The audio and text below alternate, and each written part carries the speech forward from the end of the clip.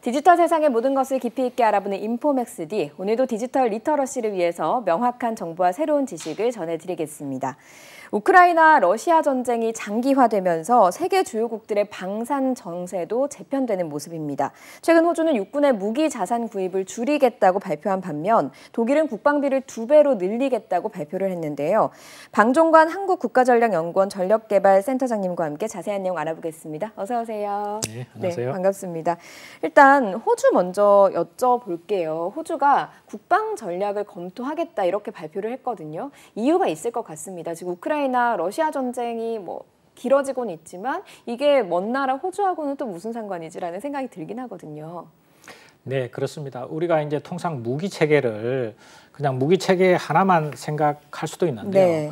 조금 더 넓혀서 보면은 결국은 국가 안보, 그다음에 국방 전략 이런 것들을 구현하기 위한 수단이지 않습니까? 네. 그렇기 때문에 모든 국가는 주기적으로 어떤 국방 전략이나 이런 걸 검토할 수밖에 없습니다. 네. 그리고 그것의 가장 핵심적인 배경이 되는 것은 바로 위협이죠. 현재 호주가 가장 위협으로 판단하고 있는 부분은 바로 이제 중국의 군사력입니다. 아, 중국입니까? 그렇습니다. 네. 그래서 호주 총리 앤서니 앨버니지 총리가 이런 네. 말을 했습니다. 현재 중국의 군사력의 위협, 군사력 정강은 그 규모나 네. 그 어떤 정도의 측면에서 제2차 세계대전 이후에 가장 크고 심대하다 이렇게 표현을 했습니다. 네. 그래서 얼마 전에 이제 2021년도에 이제 오커스 동맹을 체결했죠. 네. 미국, 그다음에 영국, 호주 이렇게 체결하고 지금 원자력 추진 잠수함을 건조하고 있지 않습니까? 이런 것도 결국은 이제 중국의 군사력 정강에 따른 위협을 호주가 대비하는 차원이다 이렇게 볼 수 있습니다. 예. 그리고 지금 호주 정부가 이제 작년에 새로 출범했습니다. 노동당 정부가 출범을 했죠. 9년 만에 노동당 정부가 집권을 한 겁니다. 그래서 집권하면서 기존의 어떤 국방 전략을 완전히 바꾸는 건 아니고 그 큰 흐름 속에서 좀 더 구체적으로 우리가 무엇을 준비해야 될 것인가를 검토했습니다. 예. 전직 국방장관, 전직 참모총장을 총장이 주도해서 네.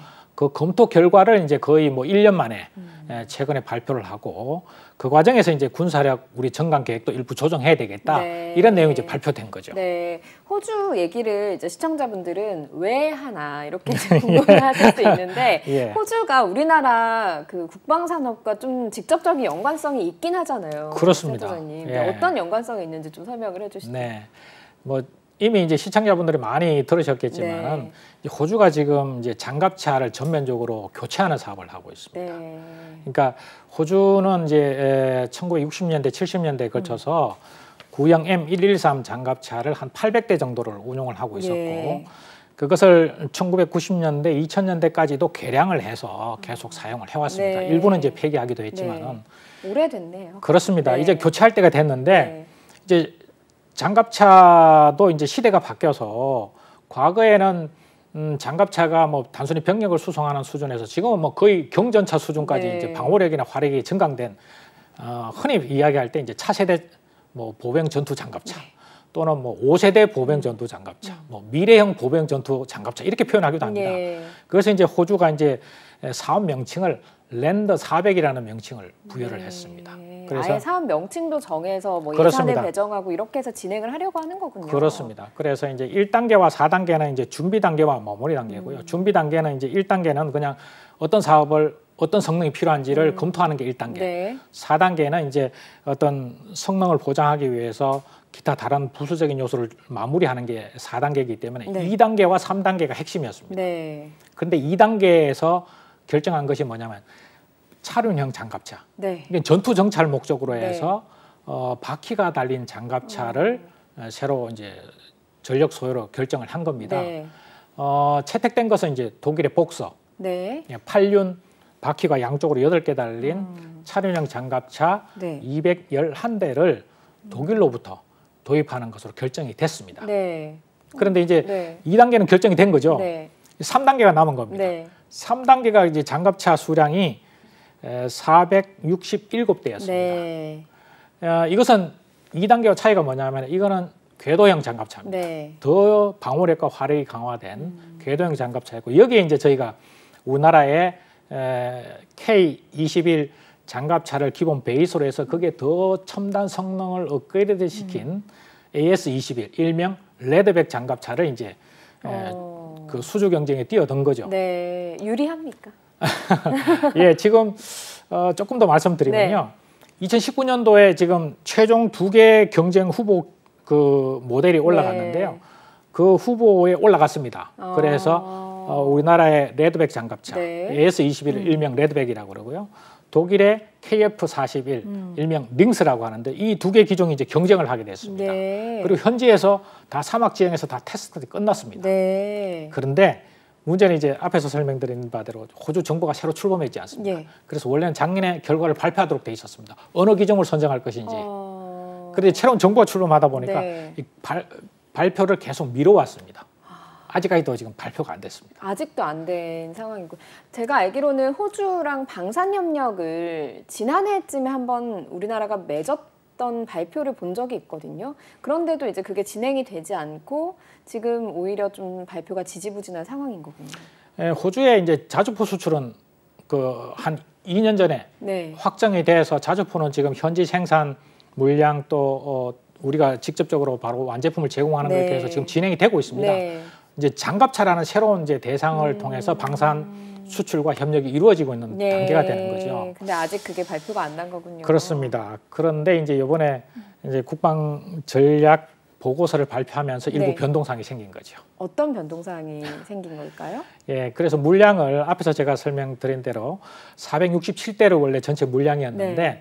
이것을 이제 국방 전략 보고서를 발표를 하면서 이것을 129대로 줄이는 게 좋겠다라고 예, 발표를 한 겁니다. 네. 사실은.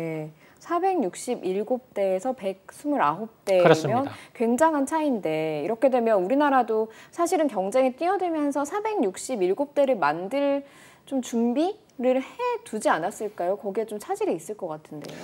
그렇습니다. 이게 이제 결국은 467대, 129대 이렇게 줄어들면은 영향이 뭐냐면 단가가 상승합니다. 대당 가격이 상승합니다. 예. 그래서 이 문제를 가지고 아마 호주도 추가적으로 우리나라와 독일한테 이 단가를 얼마까지 할 것인지를 다시 자료를 받을 겁니다. 그래서 지금 결국은 한 3가지 측면에서 볼 수가 있는데 네. 이제 현재 우리나라 방산업체는 이것을 이제 어떻게 이제 전략을 다시 이제 보강하고 있을 겁니다. 네. 가격의 문제라든가 또 완제품을 공급하는 거, 현지 생산하는 거, 비율을 조정한다든가 네. 이런 걸 고려해서 전략을 지금 다시 짜고 있을 겁니다. 네. 그런데 이제 조금 제가 말씀드리고 싶은 것은 이것은 2가지 추가적인 의미가 있습니다. 뭐냐 하면은 사실은 호주라는 시장은 우리가 지금 장갑차 수출은 저희가 사실 실질적인 처음입니다. 그래서 호주가 성공하게 되면은 미국과 유럽의 장갑차 시장에 사실은 유리한 고지를 점령할 수가 있습니다. 최초의 장갑차 수출이라는 상징적인 의미도 있고요. 네. 특히 이제 미국의 예를 들어서 설명드리면 브래들리 장갑차를 지금 교체하고 있습니다. 교체하고 있는데 그 물량이 거의 뭐 3,500대라는 이야기도 있고요. 예상 규모로는 뭐 50조라는 이야기도 있습니다. 만약 호주에 저희가 레드백 장갑차가 링스를 물리치고 선정이 되면은 미국과 유럽에 지금 유럽 국가들도 다 장갑차를 교체하고 있거든요. 네. 굉장히 큰 장점을 어드밴티지를 가지고 이제 네. 경쟁을 할 수 있다는 첫 번째 장점이 있고요. 2번째 측면은 지금 AS-21 레드백 장갑차는 사실은 차세대 또 미래형 보병 장갑차의 아주 선도 모델입니다. 네. 그래서 거기에 보면은 뭐 우리나라 K-21 장갑차를 모델을 기본으로 했지만 이스라엘 그 방어 체계 또 뭐 궤도 같은 경우는 캐나다제 또 포탑은 뭐 호주 뭐 이런 것들이 다 최신 성능이 직결된 네. 아주 첨단이거든요. 여기서 우리가 만약에 이것을 선정이 되면은 차세대 미래형 보병 전투 장갑차의 선두주자로서 네. 자리매김할 수 있는 그런 장점이 있는 겁니다. 그래서 네네. 이런 측면들 다 고려해서 이제 네. 다시 전략을 보강하고 있을 겁니다. 예. 근데 그 호주에서 467대를 도입하려고 하다가 129대로 줄인 이유가 있을까요? 정부가 단순히 바뀌었기 때문일까요? 정부의 단순한 교체라기보다는 네. 싸우는 방법을 다시 고민해 보니까 이러이러한 측면에서 좀 보강할 요소가 있다고 판단한 겁니다. 재검토를 해본 거군요. 그렇습니다. 네. 그러니까 이전 정부 같은 경우는 호주 내에서 지상 전투가 만약 외부에서 침입이 있을 경우는 지상 전투가 발생할 가능성도 있다. 그래서 장갑차, 자주포 이런 것들을 이제 증강을 했죠. 네. 그런데 현 정부 이제 호주의 현 정부가 검토해 봤더니 그럼에도 불구하고 우리가 이제 지상 전투보다는 외부의 위협이 어차피 이제 태평양을 건너서 네. 대양을 건너서 오지 않습니까? 네. 거기에서 막아내는 게 효과적이겠다 이렇게 판단한 겁니다. 네. 그래서 뭐 F-18에다가 대함 공대지 장거리 공대지 대함 미사일을 추가적으로 구매를 한다든가 또 우크라이나에서 효과를 발휘한 뭐 하이마스를 추가적으로 미국에서 도입한다든가 이런 게 이제 필요하다고 해서 공고상으로 넣은 거죠. 네. 근데 거기에 돈이 더 들어가면 어딘가는 줄여야 되지 않습니까? 그렇네요. 네. 그래서 지상 무기 체계 쪽은 좀 줄이는 게 좋겠다. 네. 그렇다 보니까 이제 물량이 줄게 된 거죠. 네, 그 우리나라 같은 경우는 앞서서 이제 센터장님 설명을 해주신 것이 호주에 수출을 하게 되면 이게 상징적인 의미가 있다, 교두보 네. 역할을 한다라는 네. 말씀을 해주셨지만 좀 궁금한 부분이 호주에 만약에 수출을 하게 되면 대략적으로 수치점으로 얼마를 벌게 되는 건가요? 지금 최초의 계획대로 하면요. 네. 규모가 한 7조 원 내지 8조 원 규모라는 네. 평가가 있었습니다. 그런데 129대로 줄어들게 되면 한 전체적으로 한 2조 원 정도 네. 규모로 판단하실 수가 있겠습니다. 그런데 우리가 통상 이게 줄어드니까 이게 별거 아닌 것처럼 느낄 수가 있습니다. 근데 사실은 결코 이게 네. 그렇습니다. 장갑차 수출을 100대 이상 한다는 것은 네. 사실은 이건 적은 규모가 결코 아닙니다. 그렇죠. 네. 네, 그래서 원래에 비해서 이제 규모가 줄다 보니까 좀 실망해서 야 이거 뭐 꼭 베스트를 다 해야 되느냐 네. 뭐 이런 이제 생각도 할 수가 있는데요. 절대 그렇지 않습니다. 네. 그래서 앞에서 설명드린 거는 교두보의 의미, 또 새로운 무기 체계의 어떤 아주 첨단 모델이 된다는 측면, 또 이게 적은 규모가 아니다. 네. 이런 걸 종합적으로 고려해서 마지막까지 하여튼 좋은 결과가 있도록 노력해야 될 것으로 예, 뭐 지금 그 상황을 보면 우리나라 정부하고 기업이 좀 똘똘 뭉쳐서 방산 시장을 세계 방산 시장을 막 두드리고 열심히 열어보려고 노력을 하고 있는 상황인 것 같거든요. 그런데 계속 그 폴란드에 수출할 때도 그렇고 이번에 호주에 수출하려고 노력할 때도 그렇고 계속 거론되는 경쟁자가 독일인 것 같습니다. 그렇습니다. 네, 독일과 지금도 이제 호주에서 경쟁을 하고 있고, 예. 독일은 원래 무기를 이렇게 잘 만드는 나라인가 보죠. 그렇습니다. 네. 우리가 뭐 폴란드에서 한번 이겼다고 그래서 네. 독일이 뭐 방위산업의 어떤 경쟁력이라는 걸 결코 아주 사실은 선진국이라고 볼 수 네. 있습니다. 낮게 보아서는 네. 절대로 안 될 거고요. 수치상으로도 나와 있습니다. 예를 들어서 지금 스톡홀름 국제평화연구소에서 발표한 통계에 따르면은 세계 방산 시장의 점유율이 2018년도와 2022년까지 총 5년간의 예. 세계 방산 시장 점유율을 분석을 해봤더니 세계 5위, 그다음에 4.2%를 점유하고 있다고 나왔습니다. 독일이요. 네. 독일이었습니다. 근데 2013년도와 13, 14, 15, 16, 17 5년간의 기간은 그것보다 더 높았습니다. 6.1%였습니다. 네. 그러니까 6.1%에서 4.2%로 점유 비율이 줄었지만은 네. 5위 어떤 그 위상이나 이런 측면에서는 사실은 우리나라가 지금 방산 수출이 증가했다고는 하지만 2.4%거든요. 예. 독일은 4.2%입니다. 거의 2배지 않습니까? 네. 그래서 그만큼 독일의 어떤 방산의 어떤 그 위상이라든가 이런 역할은 굉장히 아주 선진국 중에 탑에 포함된다 이렇게 네. 볼 수 있습니다. 두 번째는 독일은 방산업체가 한 360개 정도가 있습니다. 네. 우리나라는 아직도 한 80여 개밖에 없거든요. 네. 그런데 이 360개 방산업체 중에 중소업체가 340개입니다. 이 강소기업들입니다. 네. 글로벌 강소기업들이에요. 그래서 이 글로벌 강소기업들이 독일의 방산 매출에서 차지하는 비중이 54%입니다. 절반 이상을 중소기업들이 뒷받침해주고 있는 네. 겁니다. 우리는 사실 이 80여 개 업체 중에 또 대부분이 우리도 중소기업인데 중소기업에서 매출을 떠받치고 있는 수준이 한 20~30%도 채 안 됩니다. 그러니까 독일의 기초가 튼튼하다는 거죠. 네. 방위산업의 기초가. 네. 그리고 지금 그 중에도 이제 세계 방산 100대 기업에 들어가는 기업체가 라인메탈 등 네. 지금 한 4개 업체가 있고요.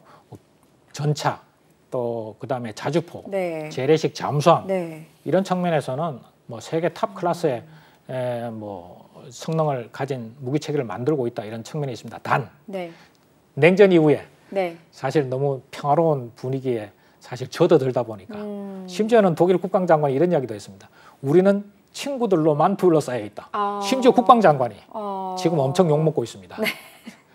세계 정세 판단 잘못했다고. 네. 2010년대 여간에 독일 국방장관을 했던 사람이 그런 이야기를 했습니다. 그런데 그렇다 보니까 이제 방산 생산 라인을 대규모로 줄이고 또 국방비도 이제 사실은 정액시키지 않고 네. 이렇다 보니까 이제 방위 산업이 좀 사실은 최근에 조금씩 이제 줄어들었던 그런 상황이었는데 이제 우크라이나 전쟁이 터졌다 이렇게 볼 수 있습니다. 그 앞서서 이제 수치로도 말씀을 해주셨는데 2013년부터 17년까지는 6%대이다가 그렇습니다. 2018년에서 2022년까지는 4%대로 그렇습니다. 줄어든 거니까 사실은 뭐 많이 줄였다 자국 내에서 그렇게 볼 수가 있겠는데 말씀하신 대로 우크라이나 전쟁 터지면서 네. 독일에서도 작년에 재무장 선언했거든요. 그렇습니다. 네, 관련이 있는 거죠.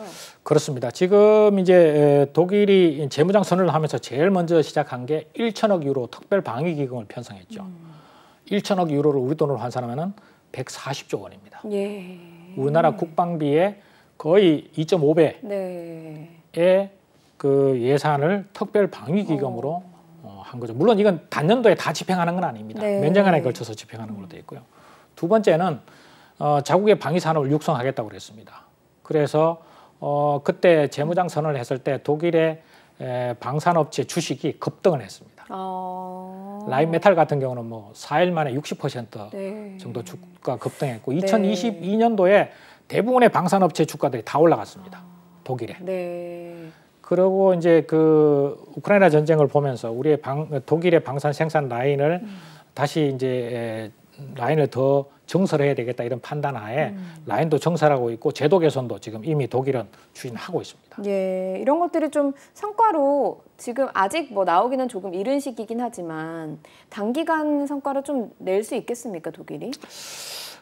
결론부터 말씀드리면은 단기간의 성과는 조금 제한된다라는 게 제 개인적인 판단입니다. 왜냐하면은 독일은 냉전 체제가 붕괴되면서 1990년대, 2000년대 초까지 어떤 정책을 했냐면은 방위 산업을 수출하는데 정부가 지원하는 것이 아니라 통제하는 데 중점을 맞췄습니다. 통제를 했다고요? 예. 그 통제하는 목적은 뭐냐면 이제 어떤 살상 무기라든가 이런 걸 다른 나라에 수출하게 되면 독일의 어떤 이미지라든가 또 그 다음에 이제 이런 다른 어떤 민수용품의 수출에 제한을 받을까봐 법으로 최대한 살상 무기를 수출하지 않도록 통제하는 법을 만들었습니다. 독일이 그 트라우마가 있네요. 그렇습니다. 그 전쟁에 대해서. 네. 예를 들어 설명드리면은 독일은 이제 뭐 민수품, 그 다음에 군수와 민수품 이중 용도 물품, 그 다음에 군수품, 무기 이렇게 4단계로 이제 구분을 해놨는데요. 뭐 민수품이나 이중 용도의 어떤 물품을 수출하는 것은 그렇게 통제를 하지 않는데 예를 들어 군수품 수출도 경제 수출 통제국에서 경제부서에서 통제를 합니다. 무기 수출은 외교, 국방부에서 정부 부처가 들어가서 승인을 해줘야 됩니다. 그래서 이게 사실은 수출 목적보다는 통제 목적이 이제 시스템이 가동되고 있었죠. 위가 많으면은 사실은 그렇습니다. 올라가기도 나가기도 어렵잖아요. 네. 두 번째 문제는 지금 특별 방위 기금으로 지금 1,000억 유로를 이제 준비를 했지 않습니까? 그런데 지금 독일 방산업체들이 굉장히 불만이 있다 그럽니다. 왜냐하면은 1,000억 유로를 편성하면서 제일 먼저 한 게 뭐냐면 F-35A를 구매한 거였습니다. 미국 전투기를 구매한 거죠. 뭐 독일 입장에서는 당장 전투기가 노후됐기 때문에 불가피한 측면이 있었을 겁니다. 근데 이 공군력을 증강하는데 1,000억 유로 중에 400억 유로 이상을 투입한 겁니다. 하고 있습니다. 그러니까 독일 방산업체에서는 독일은 사실은 그게 좀 불만이 있습니다. 2022년도에 전쟁 이후에 11월 달까지도 독일 방산업체가 신규 계약이 하나도 없었다 그럽니다. 그러니까 1,000억 유로를 편성했는데 방산업체한테는 혜택이 별로 안 돌아왔다고 사실은 불만을 가진 거죠. 좀 그런 게 있다고 그러고요. 세 번째는 이게 생산 라인을 정설한다고 해서 하루아침에 되지 않습니다. 앞에서 제가 설명드렸다시피 탄약을 생산하는 라인을 만드는데도 2년이 걸렸다지 않습니까? 그것보다 더 복잡한 전차나 장갑차나 이런 걸 만드는 생산 라인은 2년 가지고도 더 부족하죠. 그렇겠네요. 3년, 4년, 네. 5년이 필요한 거죠. 잠수함이나 이런 거는 7년, 10년까지 걸린다고 그렇습니다. 하더라고요. 네. 그렇기 때문에 결국은 앞에서 말씀드린 대로 그동안 정책이 네. 수출 진흥보다는 통제 중심이었다. 그리고 예산을 많이 편성했는데 외국의 무기 체계를 우선적으로 지금 안보상 위협이 있으니까 네. 급하게 도입하는 데 쓰고 있다. 네. 그리고 마지막으로 생산 라인을 정설하는데 네. 또 시간이 필요하다. 네. 그러니까 이제 단기간에 성과는 조금 어렵다고 보는 거죠. 지금 뭐 주변에서는 독일도 우크라이나가 멀진 않잖아요. 사실 우크라이나 전쟁이 계속 일어나고 있고 독일에서는 앞서 말씀하신 대로 방위 업체들의 좀 불만도 있고 그다음에 생산 라인 증설하는데 또 시간도 오래 걸리고 이렇다면 독일에서 본인들이 국방에 대해서 좀 재무장을 하겠다라고 다짐은 했지만 이게 순탄하진 않을 거라는 생각도 들기는 하거든요. 센터장님 예상하시기에 장기적으로는 독일의 국방 어떻게 이제 재무장될 거라고 보시는지요? 저는 장기적으로는 독일의 방위 산업이 다시 한번 그 주도적인 역할을 할 시점이 올 것이다라고 네. 봅니다. 왜냐하면은 어쨌든 이제 지금 외신에 의하면은 GDP의 2%를 국방 예산으로 쓰겠다라고 2024년이 되면 2%를 달성할 것이라고 네. 예상을 하고 있습니다. 네. 독일의 경제 규모가 워낙 크지 않습니까? 그렇죠. 유럽 GDP의 25%를 독일이 생산하고 있습니다. 네. 그러니까 경제 규모가 워낙 크기 때문에 2%만 하더라도 지금 뭐 558억 달러지만은 금방 700억 달러, 800억 달러까지 올라갈 수 있습니다. 그러면 세계 국방 예산 측면에서 보면은 적어도 3위 내지 4위는 충분히 할 수 있는 거거든요. 그러니까 경제 규모가 크기 때문에 그만큼 GDP의 2%지만은 국방 예산이 확 늘어날 수 있다. 네. 첫 번째 상황이에요. 네. 두 번째 상황은 독일의 어떤 경제적 능력에 따라서 또 그동안의 어떤 유럽 내에서 위상이 있지 않습니까? 네. 지난번에 저 노르웨이 전차 우리 K2 전차하고 레오파드가 경쟁했는데 네. 사실 성능에 있어서는 동등 이상의 성능을 발휘하고 가성비도 저희가 더 높았지만은 노르웨이가 결국은 레오파드 전차를 선택을 했거든요. 네. 그건 뭐냐면은 그런 무기체계 성능보다는 독일의 영향력, 또 어떤 독일과의 어떤 그 국제적인 관계, 네. 국가 간의 관계 이런 걸 이제 사실 네. 고려한 거거든요. 그러니까 중부 유럽 또 동부 유럽에서 독일의 영향력은 생각하는 것 이상으로 강력합니다. 네. 예. 그래서 그런 어떤 기존의 영향력을 활용을 하면은 방산의 어떤 시너지 효과를 낼 수 있다. 이런 측면이 있는 것이죠. 네. 그리고 마지막으로 앞에서 설명드린 것처럼 이제 강소기업들이 뒷받침하고 있는데 네. 거기다가 과학기술 수준이 굉장히 높습니다. 네. 그러니까 우리나라 이제 그 기품원에서 국방과학기술 수준을 국가별로 평가를 했는데 미국을 100으로 하면은 우리가 한 79, 80 정도에서 왔다 갔다 하거든요. 네. 독일은 87로 평가됩니다. 네. 세계 2위 또는 3위 정도의 국방과학기술 능력을 갖고 있습니다. 네. 이 1% 올라가기가 엄청나게 많은 예산과 노력이 들어가야 되거든요. 그래서 앞에 설명드린 대로 어떤 경제 규모, 네. 또 영향력, 그다음에 과학기술 수준 이런 걸 고려했을 때는 장기적으로는 충분히 그 방산 강국으로서 위상을 확립할 가능성이 있다. 이렇게 봐야 될 것 같습니다. 뭐 공부 잘하는 친구가 1등인 친구가 공부 더 열심히 하면 또 1등으로 치고 나갈 수 있는 거랑 네. 좀 비슷한 원리인 것 같은데 그렇습니다. 앞서서 우리나라도 계속해서 독일하고 경쟁을 지금 할 만큼 많이 동등해지긴 했잖아요. 그 무기 체계나 무기 성능에 있어서는. 네. 그러면 마지막으로 하나 짧게 여쭤볼게요. 네. 이렇게 독일이 장기적으로는 좀 치고 나간다고 봤을 때 우리나라는 어떤 노력을 좀 해야 될까? 그래서 적어도 독일 시장을 독일의 지금 우리 시장에 뺏기진 않아야 될 거 아니에요. 그렇죠? 그렇습니다. 네. 사실은 이제 항상 제가 말씀드리는 것 중에 하나가 지금 폴란드 수출하는 게 사실은 국제적인 정세가 많이 도움이 됐거든요. 사실은. 네.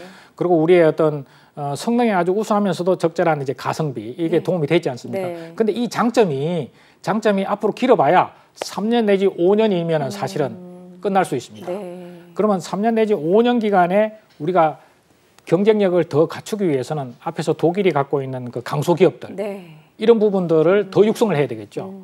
또 연구개발 예산을 더 들여서 과학기술 수준도 국방과학기술 네. 수준도 더 올려야 되겠고요. 이런 부분들을 정부가 하고 있는데 저는 사실 독일의 방위산업은 우리한테 굉장히 경쟁자이지만은 우리가 또 보고 배워서 우리의 장점을 더 키울 수 있는 그런 국가의 모델이라고 저는 생각합니다. 그런 차원에서 정말 그 국제적인 환경에 따라서 정말 우리한테 찾아온 방위산업 측면에서 네. 전쟁이라는 건 일어나서는 안 되겠지만 네. 그럼에도 불구하고 우리 방위산업 발전에 정말 절호의 기회인데 네. 앞으로 이 기회가 결국은 3년 내지 5년 정도가 또 어떻게 보면은 가장 그 좋은 시기고 이후에는 또 경쟁이 더 치열해질 가능성이 있다. 이 기간을 최대한 잘 활용할 수 있도록 국가적인 차원에서 또 방산업체 이런 데 노력을 해야 된다라는 말씀을 드리고 싶습니다. 네, 결국에는 많은 그 방산 전문가들께서 얘기를 하시더라고요. 힘의 균형 속에서 평화가 있다. 전쟁이 일어나고 나니까 그게 좀 더 절실하게 느껴지는 것 같고, 그리고 우리나라도 어느 정도 이 무기 체계를 좀 끌어올린 상태에서 이런 상황을 맞이하다 보니까 어떻게 보면 준비된 자에게 좀 그렇습니다. 기회가 찾아온 것 같다라는 생각도 듭니다. 일단 호주에서 기사로는 한 상반기에 발표가 될 거라고 하더라고요. 좀 레드백 수출에 좀 좋은 소식이 있었으면 좋겠습니다. 기다리도록 하겠습니다. 오늘 여기까지 듣겠습니다. 고맙습니다. 감사합니다. 네, 인포맥스D 벌써 마쳐야 될 시간이 됐습니다. 영상을 보신 후에 궁금하신 점이나 개선해야 될 점이 있다면 유튜브 연합뉴스 경제TV 채널을 통해서 댓글을 달아주시면 더 좋은 방송으로 찾아뵙겠습니다. 고맙습니다.